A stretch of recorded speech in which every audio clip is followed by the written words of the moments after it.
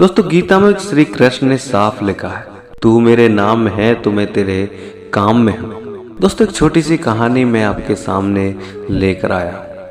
ऋषिकेश में गंगा जी के किनारे एक संत रहा करते थे। वह जन्मांध थे और उनका नित्य का एक नियम था कि वह शाम के समय ऊपर गगन चुम्बी पहाड़ों में भ्रमण करने के लिए निकल जाते और हरि नाम का संकीर्तन करने जाते थे।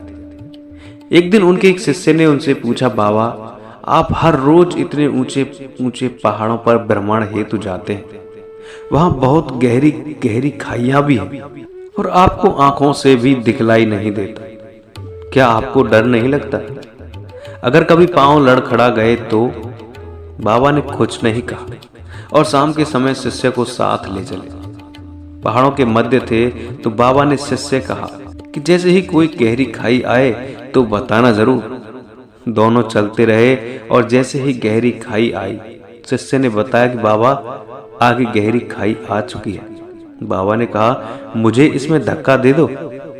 तो अब तो शिष्य इतना सुनते ही सक पका गया और वो सोचने लगा। उसने कहा बाबा मैं आपको धक्का कैसे दे सकता हूँ, मैं ऐसा हरगिज नहीं कर सकता।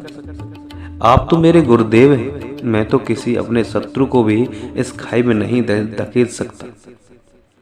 बाबा ने फिर कहा मैं फिर कहता हूं कि मुझे इस खाई में धक्का दे दो, यह मेरी आज्ञा है और मेरी आज्ञा की अवहेलना करोगे तो नरकगामी होगा। शिष्य ने कहा बाबा मैं नरक भोग लूंगा मगर आपको हरगिज इस खाई में नहीं धकेल सकता।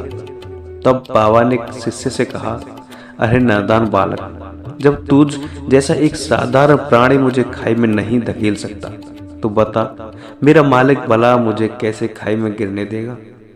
उसे तो सिर्फ गिरे हुओं को उबारना आता है, गिरे हुओं को उठाना आता है। वह कभी भी किसी को गिरने नहीं देता। वह पल पल हमारे साथ है, बस हमें विश्वास रखना होगा उस पर। दोस्तों इस छोटी सी कहानी से हमें यही शिक्षा मिलती है कि अगर कहीं विश्वास है तो वहां सब कुछ है।